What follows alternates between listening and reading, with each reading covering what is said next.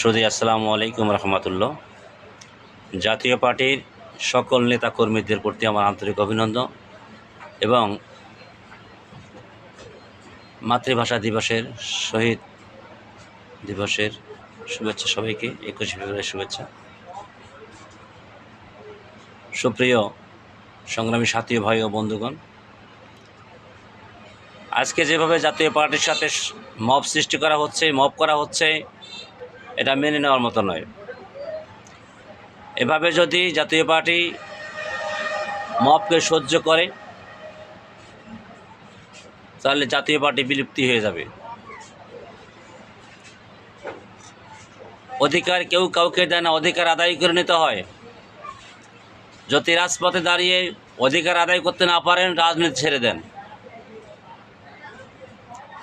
যদি রাজনীতি করতেই হয় রাজপথে আসুন, তা না হলে রাজনীতি ছেড়ে দিয়ে হাতে চুরি পরে ঘরে বসে থাকুন।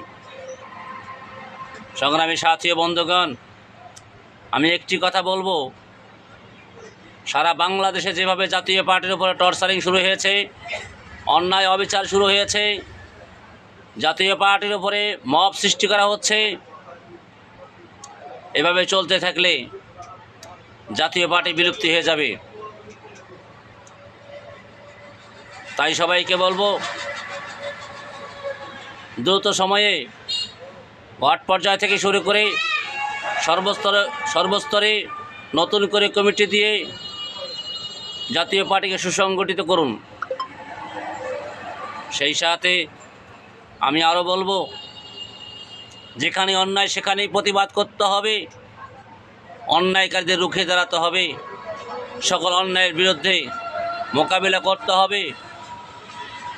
আমরা যদি বারবার এভাবে দুর্বল হয়ে পড়ি, তারা আমাদের বিভিন্ন সুযোগ নেবে, রাস্তায় দাঁড়াতে দেবে না। সংগ্রামী সাথী ও বন্ধুগণ, দলের সকল নেতাকর্মীদের উদ্দেশ্যে আমি বলবো, যদি দল করতে হয় তাহলে শক্তিশালী হয়ে করুন, আর যদি না করেন তাহলে ছেড়ে দিন, হাতে চুরি পরে ঘরে বসে থাকুন।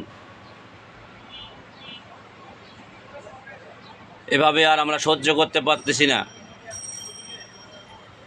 আজকে যে শহীদ মিনার, যে শহীদ স্মৃতিসৌধ এরশাদ সাহেব নিজে গঠিত করেছেন, আজ সেই স্মৃতিসৌধেই জাতীয় পার্টিকে অপমান করা হচ্ছে, তার ব্যানার ছিঁড়ে ফেলা হচ্ছে, আর আমরা মুখ বুজে সহ্য করে আছি। আমি এর তীব্র প্রতিবাদ জানাই এবং নিন্দা জানাই। সেই সাথে বলবো, যদি রাজনীতি করতে হয় করার মতো করুন, নাহলে ছেড়ে দিন। অহেতুকভাবে জাতীয় পার্টির কর্মীদের মনে আঘাত দেবেন না, কারণ আমাদের ভেতরে রক্তক্ষরণ হয়, আমরা সহ্য করতে পারি না। এভাবে চলতে থাকলে জাতীয় পার্টি টিকে থাকতে পারবে না। আমি দ্রুত সময়ে এর প্রতিবাদ বিক্ষোভ মিছিলের আয়োজনের জন্য অনুরোধ জানাচ্ছি। আসসালামু আলাইকুম। জাতীয় পার্টি জিন্দাবাদ। পল্লীবন্ধু হোসেন মোহাম্মদ এরশাদ অমর হোক। জিএম কাদের জিন্দাবাদ। শামীম আজাদ পাটোয়ারি জিন্দাবাদ।